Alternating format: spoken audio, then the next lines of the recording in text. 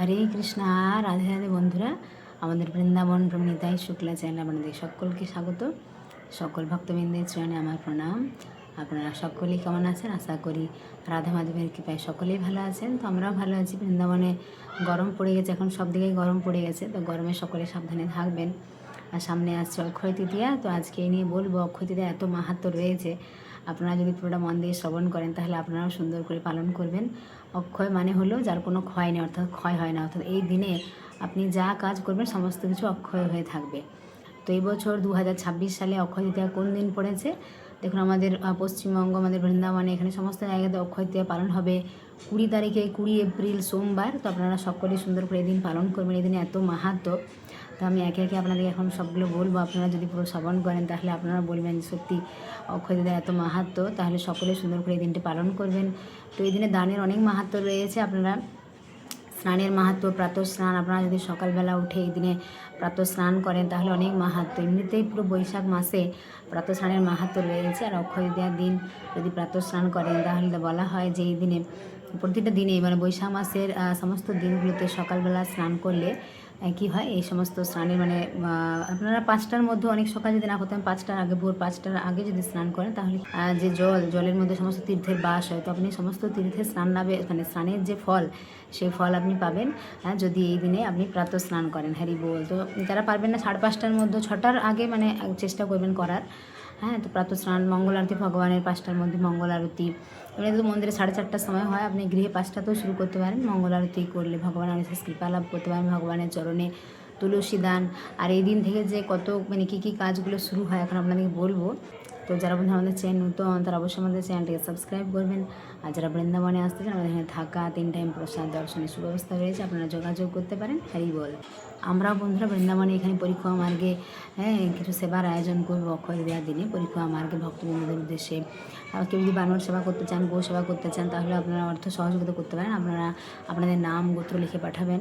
আমরা এখানে এসে দিনে বানর সেবা, গো সেবা, ভক্ত সেবা করবো পরিক্রমা মার্গে। কিছু জলের বোতলের ব্যবস্থা করবো, সেগুলো ভক্তদিকে আমরা দেবো। ফল, এগুলো কিছু ব্যবস্থা করবো আমরা, সেই পরিক্রমা মার্গে সেদিন দেবো, আমরা ঠিক করেছি। তো আপনারা যদি করতে চান তাহলে আপনাদের নাম গোত্র লিখে পাঠাতে পারেন, অর্থ মানে পাঠিয়ে দিতে পারেন। আমাদের যে নাম্বার রয়েছে এটাতে আমাদের গুগল পে রয়েছে, আপনারা পাঠাতে পারেন।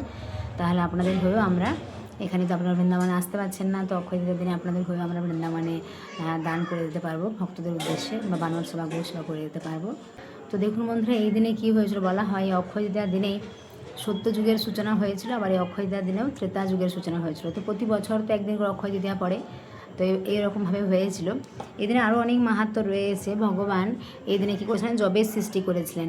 আর এই দিনে মা গঙ্গা মর্তে আগমন করেছিলেন কে, ভগীরথে তপস্যা করেছিলেন, এবং সে তপস্যায় সন্তুষ্ট হয়ে মা গঙ্গা মর্তে এসেছিলেন এই দিনে।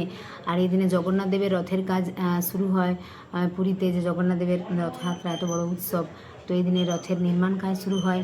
তারপরে এই দিনে সূর্যদেব কী করেছিলেন, দ্রৌপদীকে অক্ষয় পাত্র দান করেছিলেন। আর বলা হয় এই পাত্রে যে দ্রৌপদী রন্ধন করতেন, দ্রৌপদী যতক্ষণ না মানে খাবার গ্রহণ করবেন তার আগে পর্যন্ত তিনি কিন্তু সকলকে মানে যত মানে ভক্ত আসবে সবাইকে কিন্তু এইখান থেকে তিনি প্রসাদ দিলে মানে সবার পেট ভরে যাবে, মানে এত অন্ন সমস্ত বিশ্ববাসীকে সে অন্ন মানে দিতে পারবেন, এরকমই অক্ষয় পাত্রের এমন বরদান ছিল। তো এই দিনে অনেক মাহাত্ম্য রয়েছে। আর এই দিনে বন্ধুরা পরশুরামের আবির্ভাব হয়েছিল এই দিনেই।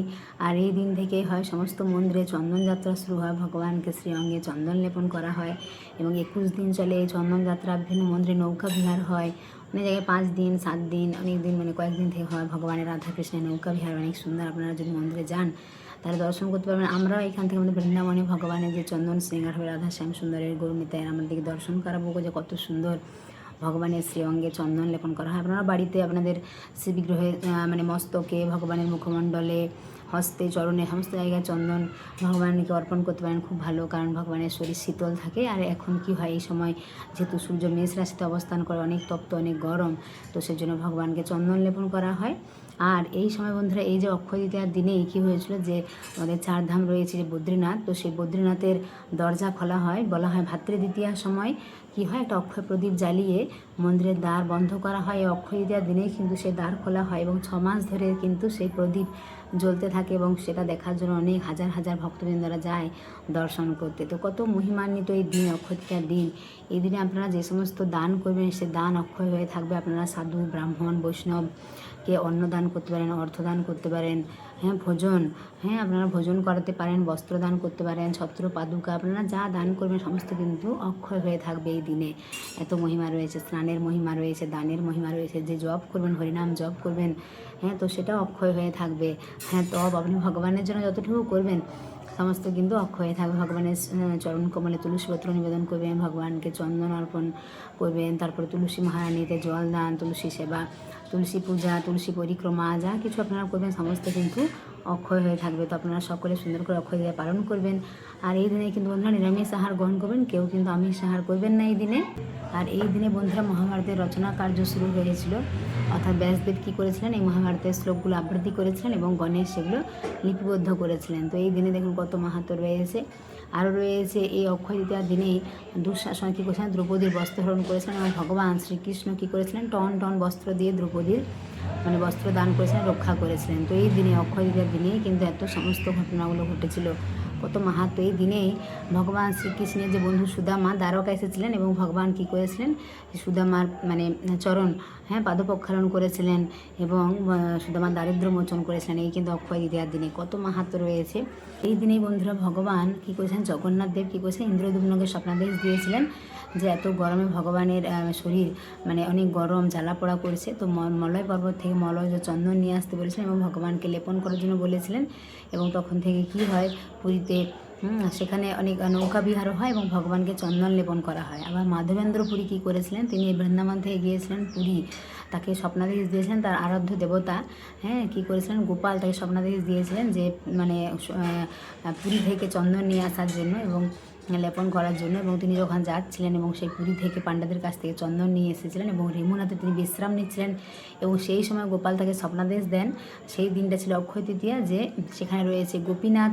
তো বলা হয়েছিল গোপীনাথ আর গোপাল অভিন্ন এবং গোপীনাথকে সেই রেমুনাতে গোপীনাথকে চন্দন লেপন করার জন্য এবং মাধবেন্দ্র পুরী কী করেছিলেন, গোপীনাথের শ্রী অঙ্গে চন্দন লেপন করেছিলেন। তো এই দিন থেকে বন্ধুরা চন্দন ভগবানকে অর্পণ করা হয়। সেই সময় থেকে 21 দিন সমস্ত মন্দিরে হয়, বাড়িতেও আপনারা করবেন চন্দন।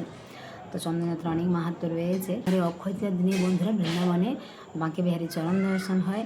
তো আমরা এক বছর গিয়েছিলাম, অনেক ভিড় হয়েছিল, এত লক্ষ লক্ষ ভক্তবৃন্দ। বাঁকে বিহারী মন্দিরে এমনিতেই সারা বছর অনেক ভিড় হয়, তো চরণ দর্শন বলে অনেক ভক্ত হয়, অনেক ভিড় হয়। তো এই দিনে বাঁকে বিহারী চরণ দর্শন হয়। আর বলা হয় এই দিনে যদি কেউ পিতৃপুরুষের উদ্দেশ্যে তর্পণ করে তাহলে কিন্তু তাকে আর জমালয়ে যেতে হয় না, জম তাকে স্পর্শ করতে পারে না। তো অনেক মাহাত্ম্য রয়েছে। আপনারা যা কিছু করবেন তো সকল দেখুন, এই দিনে কারোর সাথে খারাপ ব্যবহার করবেন না, কারোর সাথে ঝগড়াঝাটি করবেন না, কাউকে মন্দ কথা বলবেন না, খারাপ কথা বলবেন না। সবসময় ভালো কিছু করবেন, ভালো কাজ করবেন, দান করবেন, জপ করবেন, তপ করবেন, তাই না? ভালো কাজ করবেন, ভগবানের সেবা পূজা করবেন, ভগবানের মন্দিরে যাবেন, ভগবানকে দর্শন করবেন, মন্দির পরিক্রমা করবেন, গুরুজনদের সম্মান শ্রদ্ধা এগুলো করবেন। তো এই দিনে বন্ধুরা আপনারা যা ভালো কিছু করবেন সব কিন্তু অক্ষয় হয়ে থাকবে। আবার যদি আপনি খারাপ করেন সেটাও অক্ষয় হয়ে থাকবে। তো আপনার উপর নির্ভর করে আপনি কী করবেন। তো সকলে বন্ধুরা অক্ষয় তৃতীয়া সুন্দর করে পালন করবেন, সকলে ভালো থাকবেন। আর যারা আমাদের চ্যানেল, তো অবশ্যই আমাদের চ্যানেলকে সাবস্ক্রাইব করবেন, যারা বৃন্দাবনে আসতে যোগাযোগ করবেন, সকলে প্রেম শুভেচ্ছা, রাধে রাধে।